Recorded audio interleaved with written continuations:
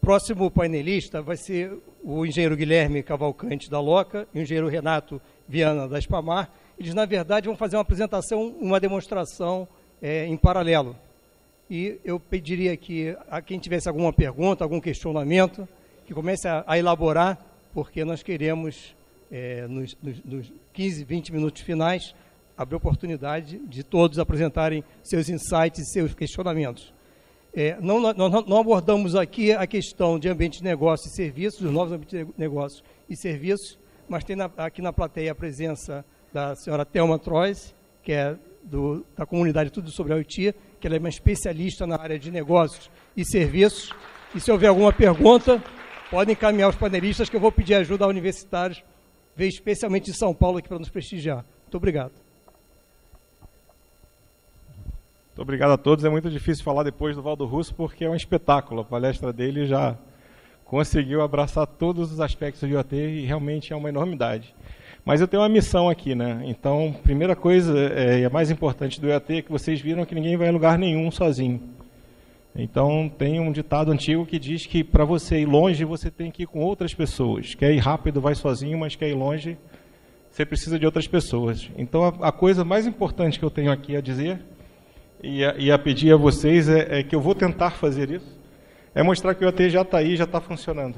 E eu trabalho com uma empresa que a gente já tem, hoje no Brasil, 89 provas de conceito acontecendo. A gente já está fazendo provas de conceito, implantando esse sistema em 77 países, e a gente já está chegando na casa de algumas centenas de milhares de devices instalados. Então, é uma coisa que já está aí. O que falta? Falta vocês. Faltam vocês entenderem. Falta vocês saberem que vocês vão ser a parte da solução. Todos os projetos de IoT, eles vão precisar de um problema. Então, vocês têm que ter a noção de qual é o problema e, dentro de todas as tecnologias que existem hoje, o que pode ajudar vocês a resolver esse problema. Esquece a tecnologia por enquanto. Pensa no problema. Porque a tecnologia daqui a 6 meses vai ter uma muito melhor, daqui a 1 ano vai ter outra melhor ainda, daqui a 2 anos melhor ainda. Não pode ficar focado só na tecnologia. Então, vamos pensar nos problemas que querem ser resolvidos, os mais importantes, os mais caros, os que dão maior prejuízo. Esses são sempre os primeiros a serem resolvidos. Então, eu vou tentar falar o mais rápido que eu conseguir. E, por favor, depois, quem quiser, eu vou estar ali atrás. Eu trouxe outros dispositivos também. Eu estou com uma estação base da Sigfox montada e funcionando ali atrás.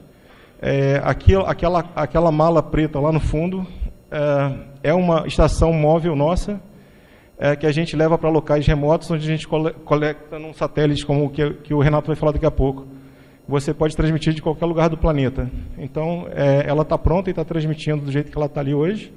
Se quiser colocar no navio ou levar para um lugar remoto, basta ter um link de satélite. Eu vou tentar pular várias partes da apresentação, porque eu nem sei falar tão bem quanto eles falaram sobre todas as coisas que foram ditas. Mas a gente vai voltar para esse mesmo lugar. A gente vai sempre dividir a internet das coisas nesses três pedaços. Você tem os devices, você tem as redes e você tem a análise desse dado que vai chegar do outro lado. Tá? O internet das coisas, na sua plenitude, ele vai usar sempre essas 3 tecnologias em conjunto para resolver os problemas que vocês têm. Não existindo rede, você não tem como os dados chegarem para fazer análise. Não existindo análise, para que você coletar dado e transmitir? E tendo rede, tendo análise, sem ter o device para transmitir, também não serve para nada. Então, esse é o mínimo. Então, simplificando muito o que foi dito aqui, é nisso que você tem que pensar na hora de resolver um problema. Então, eu vou falar um pouquinho mais aprofundado sobre os dispositivos de agro. Foram faladas várias verticais, eu preferi concentrar em uma, porque aqui eu acho que o meu papel vai ser falar de coisas que já existem e já estão funcionando. Tá? Então, eu vou falar primeiramente de um dispositivo, que é o dispositivo da LOCA, que é esse que está aqui do meu lado. Tem alguns outros ali. Na hora de salvar ali, ficam um por cima do outro. E na segunda parte eu vou falar sobre o agronegócio e alguns dispositivos para ele. Então, esse dispositivo que está aqui é um dispositivo da LOCA, ele custa $26. Ele usa uma rede que é a rede da WND, que está implantando a rede da Sigfox aqui no Brasil. Essa rede vai custar entre $1,80 por ano até $6 por ano. E ela vai te permitir transmitir no máximo 140 pulsos, com 12 bytes cada pulso. A gente escolheu essa rede por várias coisas que foram ditas. Com 2 baterias de Duracell, 2 pilhas normais AA, eu consigo de 6 meses a 2 anos. Com 2 baterias de lítio, eu consigo de 2 a 4 anos de autonomia, sem precisar trocar a bateria. Para que ele é usado? A Loca ela é uma empresa que já tem 4 anos, uma empresa que nasceu na Inglaterra, tem um centro de desenvolvimento em Portugal hoje. Eu estou com um escritório aqui no Brasil, cuidando da América Latina agora. O que eles fazem? Monitoração e rastreamento de ativos, basicamente. Todo e qualquer tipo de ativo. Basicamente, novamente, voltamos para aquele primeiro gráfico. Temos dispositivo de um lado, temos uma rede no meio e temos uma plataforma de IoT do outro lado. Tá? Para você ver que é uma coisa simples. Né? O que o dispositivo da Loca é? É a 6ª versão de um hardware, onde eles viram, como muitos chegaram a essa conclusão também, que existem infinitas possibilidades de aplicação. Então, eles fizeram um dispositivo que já tem sensores embarcados e permite você conectar até 13 sensores externos digitais ou 11 sensores analógicos pelos I/Os que ele tem ali. Então, além dos dispositivos já embarcados, além da parte de radiofrequência, de transmissão, protocolo da Sigfox e a parte de fonte de energia, ele ainda permite você conectar outras coisas neles. E isso é muito legal para quem está desenvolvendo. É praticamente uma placa de Arduino, mas que já está pronta e já tem um back-end do outro lado, já tem uma rede para se comunicar e que tem várias pessoas desenvolvendo soluções em cima hoje já no Brasil. Basicamente, algumas aplicações. Então, ele faz uma coisa que ela foi pioneira nisso há 4 anos atrás, que é o sniffing de Wi-Fi. O que é isso? Ele vê todos os endereços de Wi-Fi que tem numa área, ele coleta aquele MAC address daquele Wi-Fi e transmite. Chegando lá na base da Loca, eu sei dizer aonde você está baseado nos Wi-Fi daquele local onde você se encontra. Por que eu uso o Wi-Fi e não o GPS? Porque o GPS vai consumir 40 vezes mais bateria do que o sniffing de Wi-Fi e não vai funcionar em lugares cobertos, dentro de prédios. Então, para uma localização dentro de um armazém, por exemplo, eu não conseguiria fazer essa localização se eu estivesse dentro de um teto, um lugar que tivesse teto.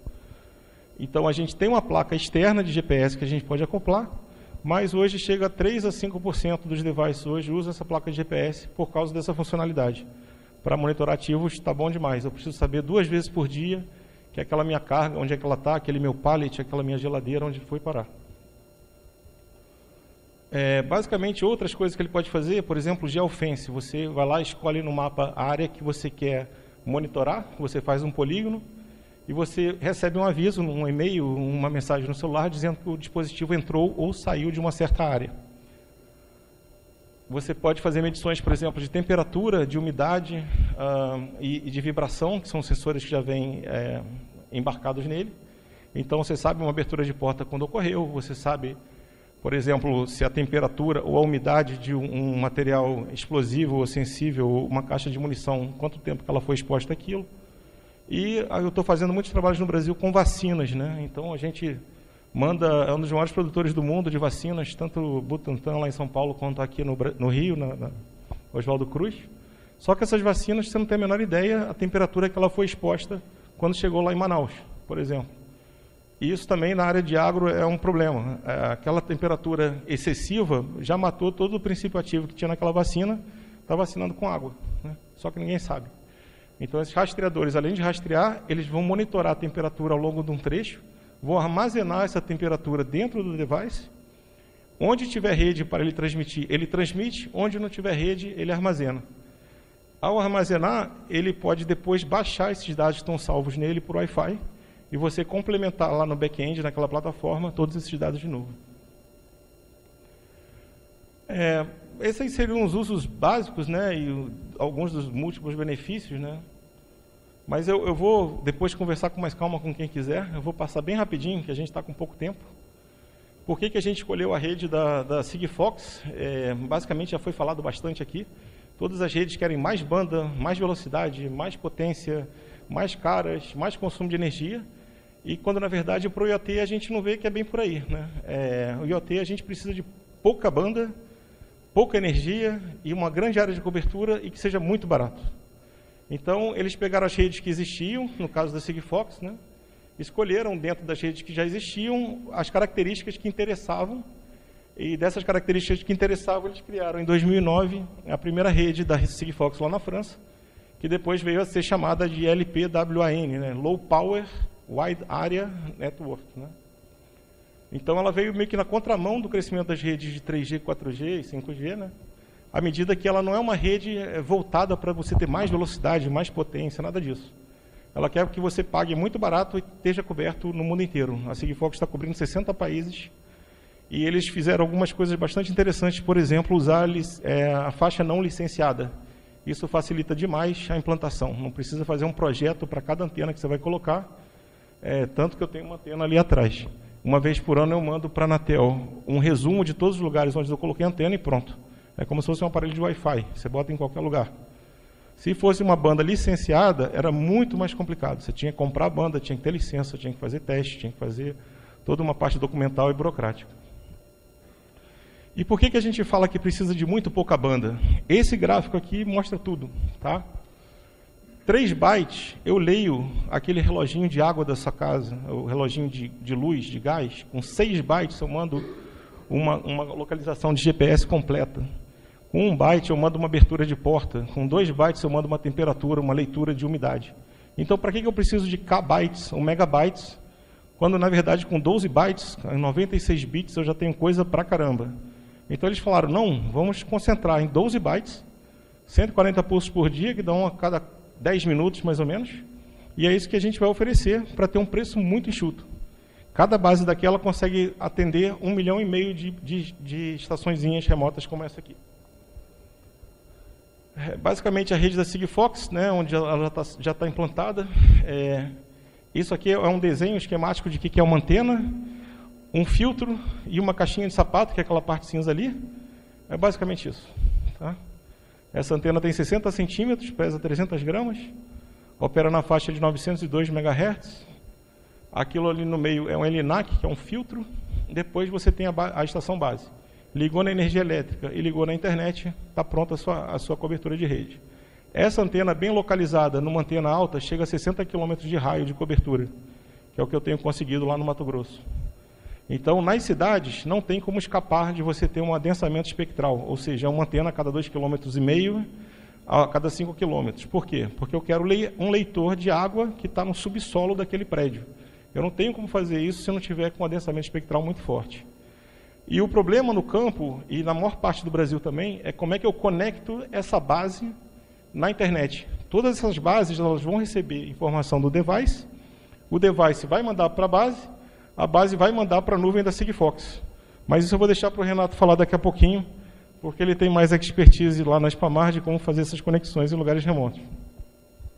Hoje a rede da Sigfox, como está no Brasil, eu peguei esse gráfico hoje de manhã, esse mapa, pelo tamanho do Brasil e a dimensão, parece que é muito pouco, mas já tem 102 milhões de pessoas cobertas no Brasil, todas as capitais e cidades com mais de 500 mil habitantes, e 70% das cidades com mais de 200 mil habitantes hoje já estão cobertos com a rede da Sigfox. Tá? Isso aqui é para você ter uma ideia. Agora eles estão num segundo projeto, que é a cobertura de estradas. Então, Rio, São Paulo está coberto, estão cobrindo agora de Rio para Belo Horizonte, São Paulo, Curitiba. É a próxima etapa até fevereiro do ano que vem. Eu não vou entrar muito nessa parte, mas assim, para que serve tudo isso? Para você pegar os dados, mandar esses dados para serem analisados. E aí eu peguei a plataforma da IBM, né, o Watson, o Azure o Watson, né, o Azure da Microsoft e o Watson da IBM. Esse cara aqui, o que eles fizeram? Um mapeamento da mutação genética de uma célula de câncer. Isso aqui dá um trabalho, vocês não têm ideia. E sem ter esses computadores para fazerem essa análise, eles nunca iam conseguir chegar a um mapa de como é que ele consegue mapear o que aquela célula de câncer vai virar quando ele insere uma medicação. Então, esse e uma série de outros trabalhos agora são possíveis porque existem computadores e informação suficiente para você poder fazer esse tipo de análise. Então, isso aqui vai ser uma coisa que vocês vão ver com uma certa frequência no futuro, são, na verdade, os dados chegando do outro lado e sendo trabalhados de várias formas. Toda informação que é gerada pelos devices e transmitidas vai precisar da inteligência e de pessoas que estão nessa sala, principalmente, que já têm algum entendimento. Por quê? Não adianta ter esse monte de dados do jeito que ele vem, se aquilo não serve para uma tomada de decisão estratégica ou operacional. a coisa mais cara, importante e rica do IoT é permitir as pessoas tomarem decisões acertadas, baseadas em dados e dados confiáveis, e em tempo real. Então, coisas chocantes como a plataforma de petróleo, que tudo, absolutamente tudo na plataforma é medida, menos de 1% daqueles dados são usados para tomada de decisão, e 6 meses depois. A maioria dos dados são desviados, guardados, somem. Então, vamos correr. Segunda parte, que seria mais legal, seria sobre o agronegócio e por quê.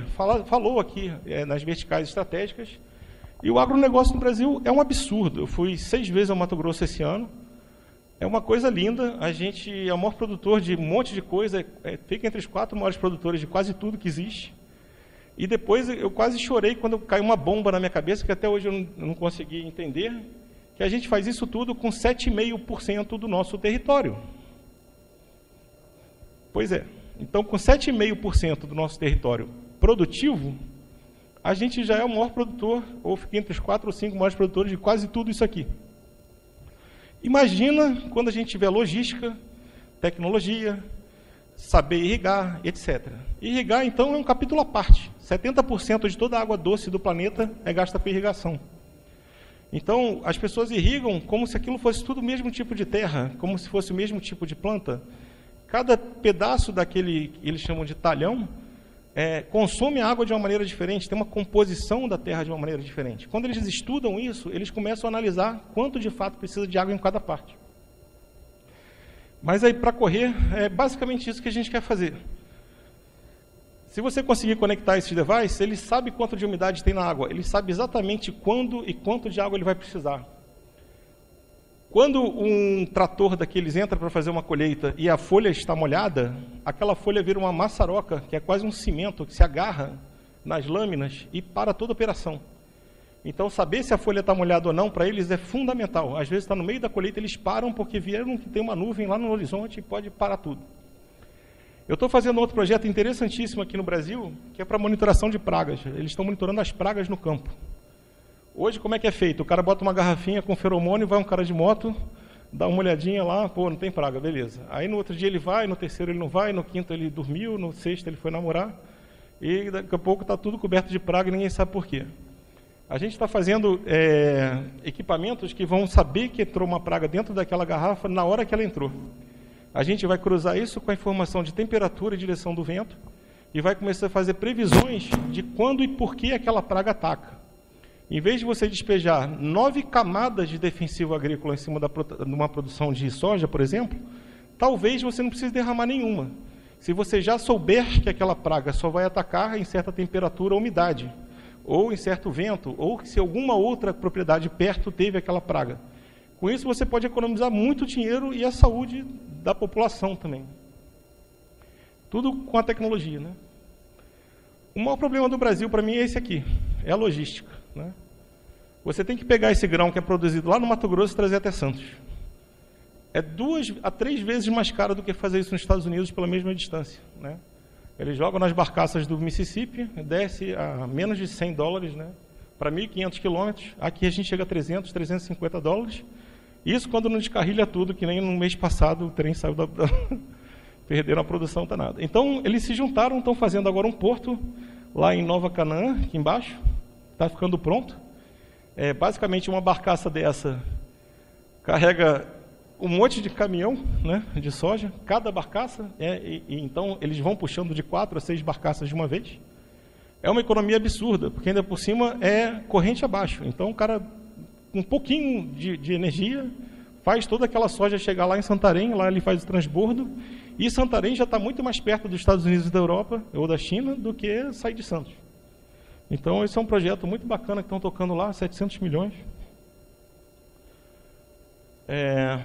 Vamos bem rapidinho, voltando. Vou correr. A gente tem aqui uma dúzia de outras soluções que eu vou falar voado. Monitoração do solo, tá? Monitoração de tanques, né? Para você saber, um dos maiores problemas lá também de morte de pessoal é com contaminação pelo cheiro, pelos gases que são produzidos com a produção. Um outro problema enorme no Brasil, menos da metade da soja hoje é estocada por falta de capacidade. A gente não tem capacidade para estocar nem metade da soja produzida. Ela tem que ser vendida na hora que ela é colhida, que é a hora que está com o pior preço de todos. Então, eles têm medo de guardar a soja, ou fica caro demais, ou eles perdem por falta de monitoração. Com a tecnologia, eles poderiam saber exatamente se aquela soja está recebendo umidade demais, etc., ou se está aparecendo algum tipo de fungo na mesma hora e intervir nisso.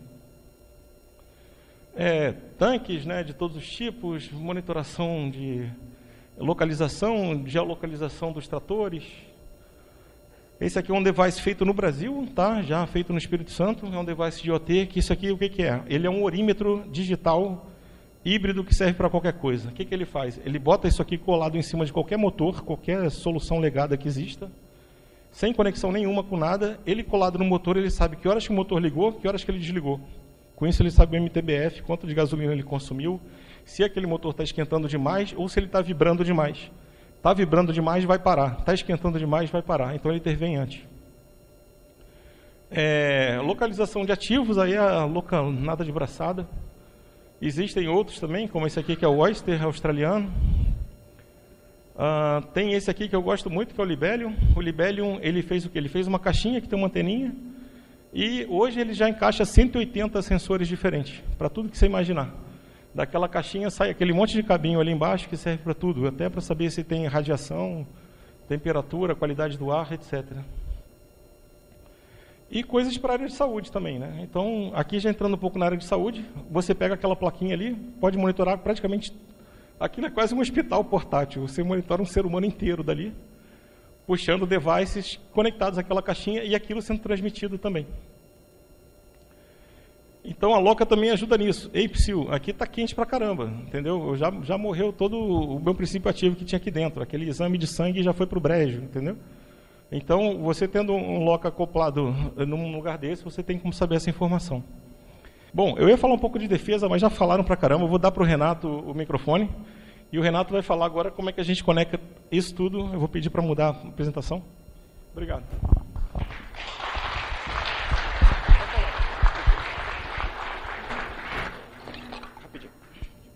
Se alguém tiver curiosidade sobre os devices ou sobre a estação base, quando acabar a gente conversa lá atrás. Boa tarde, pessoal. Boa tarde a todos aí. Bom, minha missão aqui hoje é falar aqui do segundo item que o Guilherme comentou. Obrigado. O satélite ele entra na parte da rede. Aqui a gente está falando de conectividade, a gente está falando de sensores que precisam se conectar à rede, né? Mas se não existir conectividade, nada disso vai funcionar. Mas falar de IoT, que é uma coisa que já nasceu, é um nativo, né, conectado, parece loucura. Mas no Brasil, um país onde a gente sai dos grandes centros urbanos, 50, 100 quilômetros, em alguns casos até menos, e você não tem conectividade de internet, esse é o grande desafio e o satélite entra como um grande colaborador aí dentro dessas soluções de IoT. Bom, falar rápido aqui da Spamar, é uma empresa brasileira, nossa operação principal fica localizada aqui no Rio de Janeiro, nós temos posição orbital brasileira, estamos no mercado desde 2002, tá? E temos o centro de controle aqui no Rio de Janeiro novo, lançamos agora há pouco o Amazonas 5, que é o projeto de banda KA que eu vou falar aqui. E para essa solução de IoT, a gente está falando de satélites HTS, né, de banda KA, de satélites que utilizam coberturas em spot beams, ao invés do tradicional wide beam que cobrem países inteiros ou até mesmo continentes, né. As principais diferenças entre esses dois satélites, né, o wide beam ele tem uma cobertura mais global, né, e serviços homogêneos, você consegue transmitir um único sinal para todo o território de cobertura do satélite, utiliza a mesma frequência do mesmo beam, isso limita um pouco a capacidade de banda dentro do mesmo espectro, e tem uma atenuação média por chuva, né? Já o de banda KA, a gente está falando em spot beams. Spot beams aí, a gente está falando da ordem de 400 a 450 km de diâmetro, dependendo da aplicação. Então, com isso, você consegue focar especificamente em localidades que você precisa oferecer aquele serviço. A gente reutiliza a frequência, assim como as células, né, de telefonia móvel, a gente reutiliza a frequência e isso faz aumentar bastante o throughput do satélite. É como se você tivesse vários satélites dentro de um único satélite. A atenuação de chuva ela acaba sendo compensada pela potência alta desses spot beams, né, que são muito concentrados. Então você está falando aí em relação à banda KU, você está falando de um center beam de satélite aí de 9 a 10 dB acima de um KU. Então tudo isso permite você ter uma boa disponibilidade, permite você utilizar antenas de diâmetro pequeno. E aí eu vou falar basicamente aqui de duas soluções, tá? Dentro desse mapa de cobertura aqui. Esse é o satélite Amazonas 5, é a combinação dos satélites Amazonas 5 e Amazonas 3. Tem essas coberturas aqui. Estão sob cobertura aí você tem aproximadamente 145 milhões de pessoas atendidas aí dentro dessa área de cobertura. Como o Guilherme falou, olhando o tamanho do Brasil, se parece pouco, mas dentro de toda essa área aí você tem 145 milhões de pessoas cobertas e atendidas aí. Exatamente. E a gente também tem a possibilidade de fazer uma solução híbrida, KA mais KU, entregar uma solução em que você cubra todo o Brasil, ou toda a América do Sul, América do Norte, enfim, de acordo com a demanda do projeto. As principais aplicações, né, como o Guilherme já falou, rural, a gente fala de smart zones, de turismo, esporte de aventura, agricultura e meio ambiente, que o Guilherme falou muito bem já aqui. Importante, bem interessante dessa apresentação é chamar a atenção para as duas soluções que a gente tem de conectividade para IoT. Tá? A primeira eu chamo de tecnologia para backhaul, que é justamente essa estação que vocês estão vendo que o Guilherme trouxe, ela precisa de uma saída para a internet. E como você não tem essa conectividade em qualquer local, você pode se utilizar de uma VSAT. Dentro desse projeto, né, a gente utiliza a tecnologia da Gilat. A Gilat é o nosso parceiro tecnológico nesse projeto. Então, a gente tem toda essa gama de terminais aqui, né? Você tem aqui os tipos de mercados, né? A IoT, o Enterprise, o Mobility. Então, e com o throughput de cada terminal desse aqui.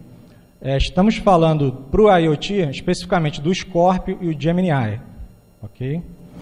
O mais interessante do Scorpio é justamente porque ele é uma VSAT, a primeira VSAT totalmente outdoor.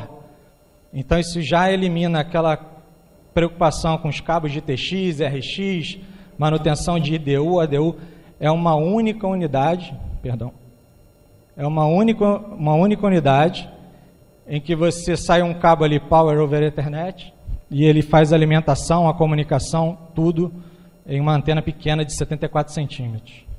Isso conectado a essa estação rádio base, ele pode prover conectividade dentro do raio de cobertura da estação rádio base, que é de aproximadamente quanto, Guilherme? Dependendo da estação rádio base, a cobertura.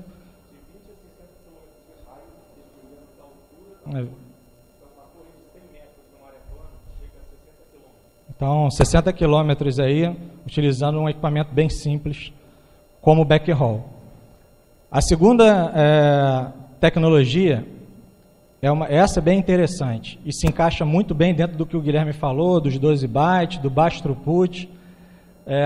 É uma solução nova, inclusive eu trago em primeira mão para vocês aqui. É a primeira apresentação que eu mostro isso aqui. A gente pode dizer que é um lançamento da Spamar.